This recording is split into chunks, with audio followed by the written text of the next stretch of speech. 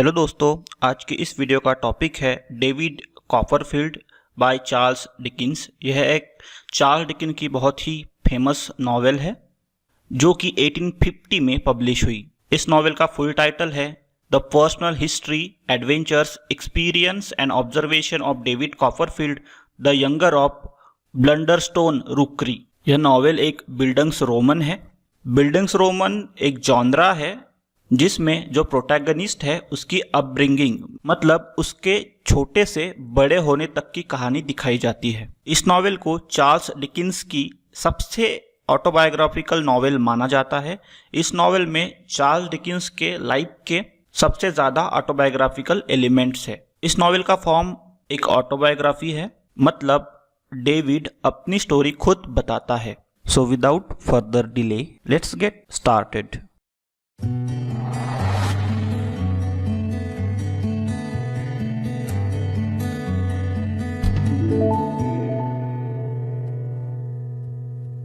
जब नॉवेल की शुरुआत होती है तो डेविड कॉपरफील्ड अब बड़ा हो चुका है और वह अपनी बचपन की स्टोरी बताता है।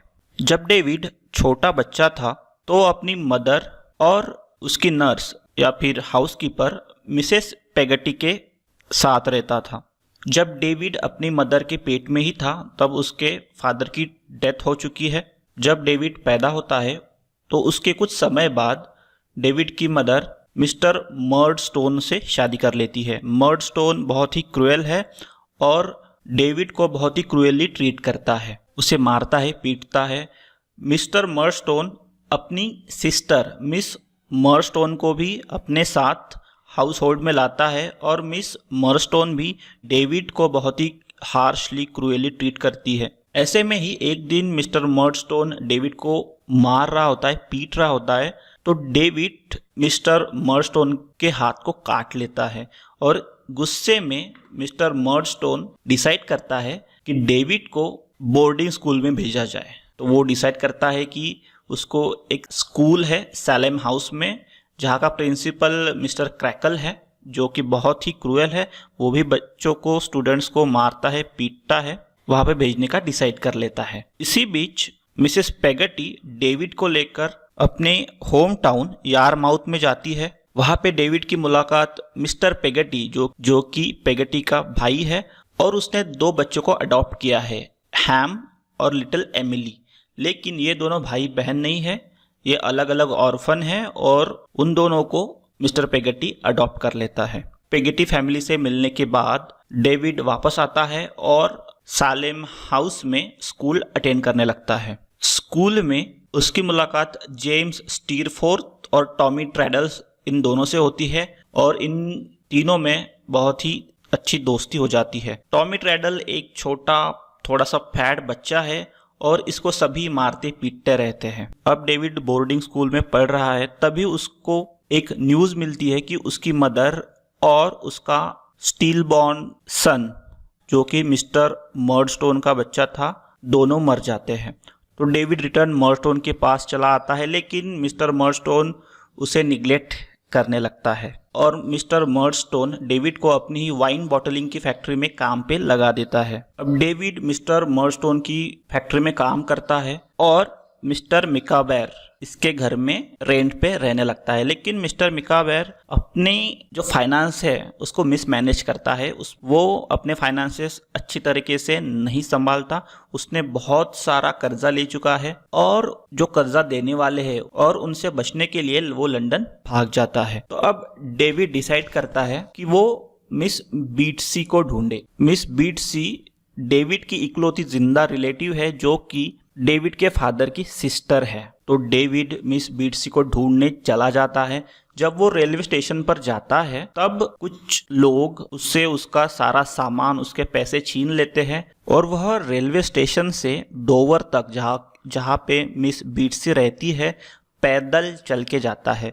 मिस बीटसी को ढूंढने के बाद डेविड अपनी सारी बातें बताता है और मिस बीटसी डेविड को अडॉप्ट कर लेती है। अब मिस बीटसी डेविड को डॉक्टर स्ट्रॉन्ग के स्कूल में पढ़ने के लिए भेजती है। डॉक्टर स्ट्रॉन्ग का यह स्कूल कैंटरबरी में है, जहाँ पे डेविड मिस्टर विकफील्ड और उसके डॉटर एग्नेस इन दोनों के साथ रहता है। और एग्नेस और डेविड एक दूसरे के बहुत ही क्लोज फ्रेंड बन जाते हैं। एग्नेस सीक्रेटली डेविड से प्यार भी करने लगती है, लेकिन डेविड को ये पता नहीं होता।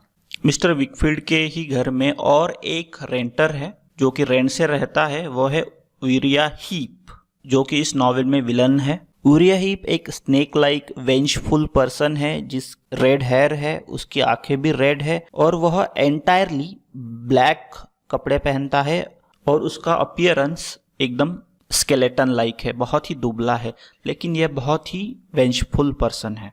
बाद में हमें पता चलेगा यह विकफील्ड के यहाँ क्लर्क के तौर पर काम करता है और वहाँ पे फ्रॉड करता है और फ्रॉड से विकफील्ड का सारा बिजनेस खुद ही हड़प लेता है। लेकिन यूरिया हीप के सभी मिसडीड मिका बेर और टॉमी ट्रेडल एक्सपोज करते हैं और यूरिया हीप को एक्सपोज करते हैं। ऐसे ही बहुत सारे साल बीत जाते हैं और डेविड ग्रेजुएट होता है और वो पेगटी से मिलने यारमाउथ जाता है। वहाँ पे मिस्टर बार्किस जो कि कैरियर है और पेगटी दोनों शादी कर लेते हैं। और अब डेविड सोचता है कि ग्रेजुएट होने के बाद वो कौन सा प्रोफेशन चूज करे। यारमाउथ में जाते समय डेविड की मुलाकात जेम्स स्टीयरफोर्थ से होती है और डेविड जेम्स को लेकर यारमाउथ जाता है। जेम्स और पेगटी फैमिली के बीच में भी बहुत ही फॉन्डनेस क्रिएट हो जाती है। पेगटी फैमिली और जेम्स एक दूसरे को पसंद करने लगते हैं।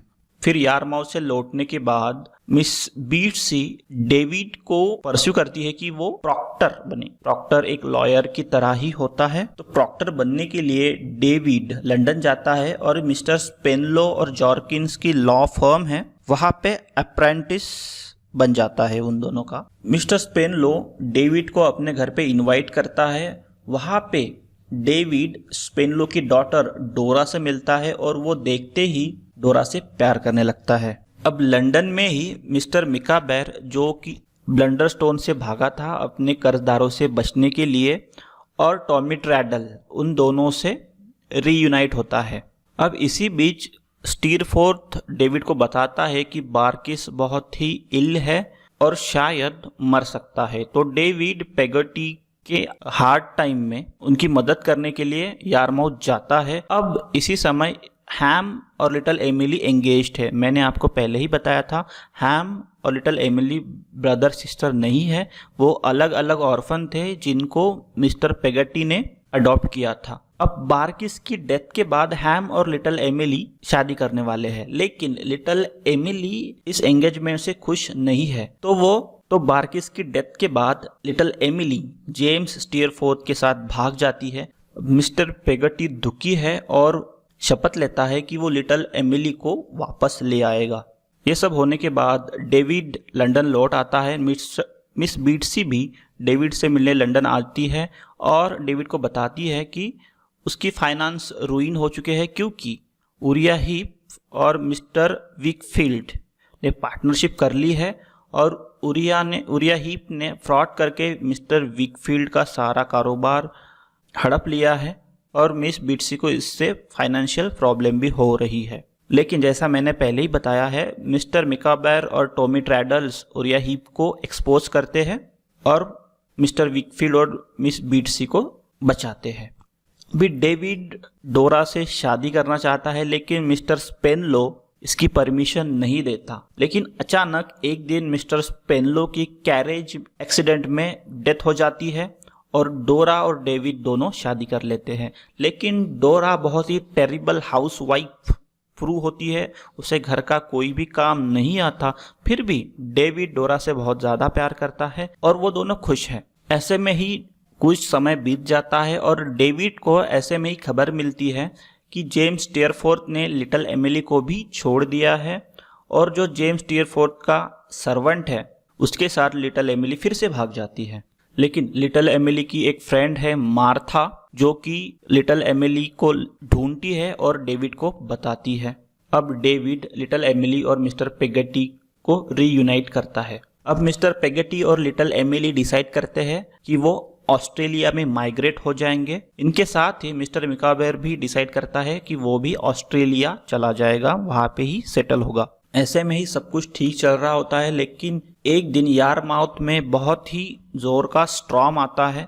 उस स्टॉर्म में एक शिपव्रेक होता है। वहाँ पे शिप में एक सेलर डूब रहा होता है।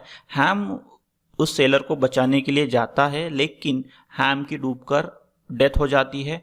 बाद में पता चलता है कि जो सेलर है वो जेम्स स्टीयरफोर्थ ही है। अब इसी बीच में डोरा बहुत ही बुरी तरह से इल होती है और उसी में ही उसकी डेथ हो जाती है। अब डेविड जो कुछ सोचता नहीं क्या करे, तो वो वर्ल्ड घूमने के लिए चला जाता है। ऐसे में वो स्विट्जरलैंड में होता है और फिर उसको एग्नेस की याद आने लगती है। डेविड फिर वापस आता है और एग्नेस को प्रपोज करता है। एग्नेस भी मान जाती है।